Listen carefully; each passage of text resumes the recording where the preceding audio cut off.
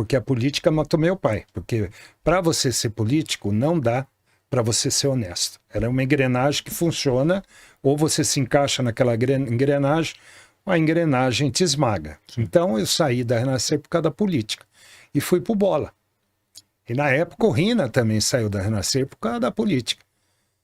E aí a gente começou numa garagem, né? Era ali na Marco Aurélio. Antes ele já tinha um tempo ali na HD, que era uma empresa de surfwear. E eu cheguei na época da Marco Aurélio, que era uma garagem, mas tinha 200 pessoas, 250 pessoas, não tinha uma janela, mas era uma delícia. Era uma simplicidade, assim, uma coisa... Como foi na Renascer também, né? O começo da Renascer foi maravilhoso. Ali revolucionou a música, né? Nunca numa igreja, por exemplo, você tinha ouvido rock, sabe? Rock, outros ritmos, né? Foi Renascer, foi? Foi Aqui no Renascer. Brasil? Revolução. Que louco, não sabia. Eu também não sabia. Não. Mas, Tinha Benner Jackson, que era uma ex-mulata do Sargentelli, ela cantava em francês, em inglês, em espanhol, e ela tinha uma batida meio... isso em que ano? Porque os louvores, então, começaram nesses anos. acho que 95, 94. Hoje é uma explosão, né? A gente Explosão, a sabe disso. Renascer revolucionou a música. Não, eu falo até aqui da questão gospel, né? Que tá ganhando força no mercado Hoje, musical. por exemplo, o mercado gospel eu detesto. Eu nem ouço. É? Eu nem Não, mas ouço. depois você vai falar o porquê. Tá. Eu só fiquei curioso que você falou do seu pai. Essa questão do seu pai, foi logo na infância, será? Infância, eu tinha 5 anos de idade. Só pra gente mensurar, você tinha 5 anos. 5 anos de idade. E aí quando meu pai morreu. cresceu, sua família falando que foi por questões de golpe político. Não é golpe político. Meu pai era um cara, assim, ó, que não tinha pingo fora do i. Meu pai era um cara muito correto e honesto.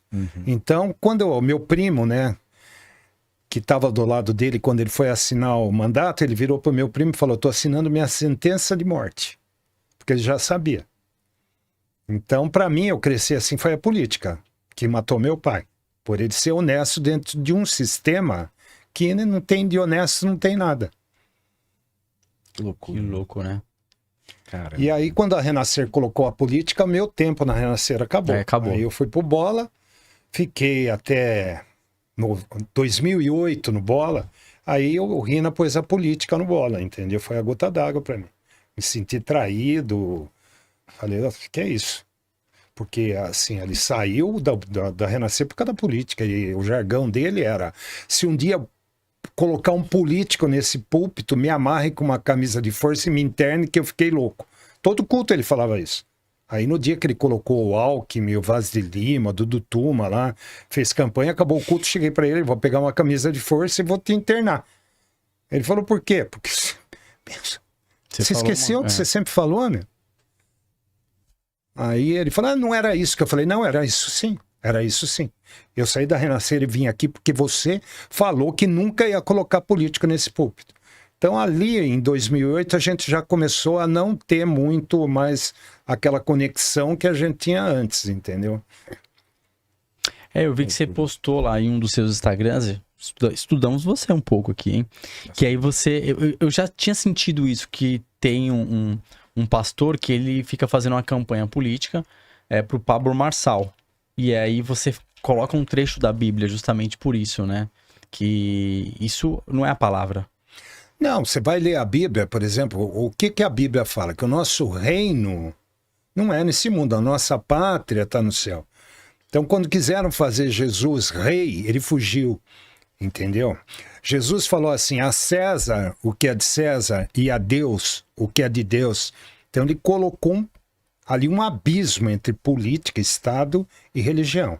A Igreja Católica, tanto a política e a religião, caminharam juntos, desde o imperador Constantino. A reforma protestante tirou a política da religião. Separou. Você entendeu?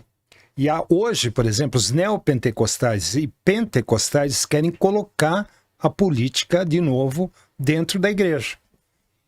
Então eu sou totalmente contra esse sistema religioso, que não tem nada, não tem conexão com o protestantismo.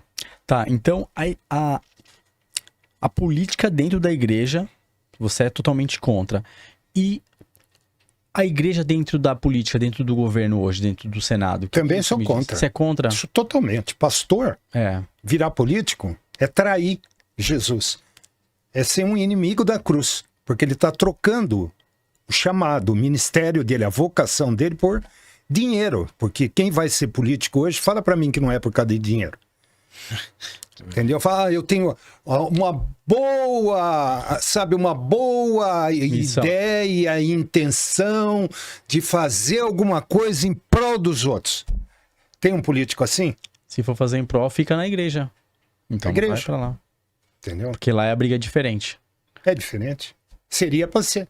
Porque a gente começa a enxergar que dentro do governo começa a criar. Agora tem a bancada evangélica. Então, essa bancada evangélica de evangélico não tem nada. Entendeu? Porque assim, ó, se você optar pela política, tudo bem, você é cristão, você não pode trabalhar para uma religião. Você tem que trabalhar para o povo. Isso é ser político. Então não dá para misturar política com religião. Então, se eu for candidato alguma vez, for eleito para ser político, eu não vou trabalhar para a minha religião, para a minha igreja. Eu vou trabalhar para o povo. Se eu for trabalhar para a minha igreja, para a minha religião, eu vou ficar na igreja. Eu não vou ser político. Então essa questão da bancada política não é viável, né? Lógico que não. Lógico que não. Agora, um cristão entrar e ser político é uma coisa. Agora, o pastor ou a bancada não tem nada a ver. Você imagina o apóstolo Paulo sendo político? Você entendeu? Entendi. Algum personagem da Bíblia sendo candidato a alguma coisa? Entendi. Não dá pra... Não dá. Ô, mestre, a apologética ela é uma área específica da teologia, certo? Apologética é defesa da fé. E você estudou bastante isso, inclusive... você A minha fala sobre- especialidade é apologética. Eu sou teólogo apologeta. Você pode explicar um pouco pra galera o que que é, e pra mim também, o que que é apologética? Apologética, por exemplo, você defende a ortodoxia da fé protestante. Judas capítulo 1, versículo 3 fala assim, batalhai-vos pela fé que vos é comum. Então toda a Bíblia, por exemplo, o apóstolo Paulo ele fez apologética. Qual foi a primeira ameaça da igreja? Os judaizantes, que queriam trazer Moisés e a lei para o cristianismo. Então você vai pegar a carta de Gálatas, por exemplo, Paulo falando que quem se circuncidar, que era a aliança, né, mosaica. Sim. Aliás, dos patriarcas que depois passou a ser mosaica. Então quem se circuncidar caiu da graça e afastado estás de Cristo. Então ele combatia os judaizantes. Qual foi a segunda ameaça da igreja? Os gnósticos. Então a filosofia gnosticista era a seguinte: se Jesus era Deus, entendeu? E a matéria é má, Jesus não tinha corpo. Porque um Deus não poderia encarnar na matéria. Então, por exemplo, o apóstolo João, ele vem combatendo isso. Aquele que fala que Jesus Cristo não veio em carne é anticristo. Então, a Bíblia, ela é toda apologética. Você vai ver ela defendendo contra falso profeta, contra falso mestre, Pedro falando dos falsos mestres. A Bíblia em si, ela é totalmente apologética. Ela defende uma fé, a fé cristã.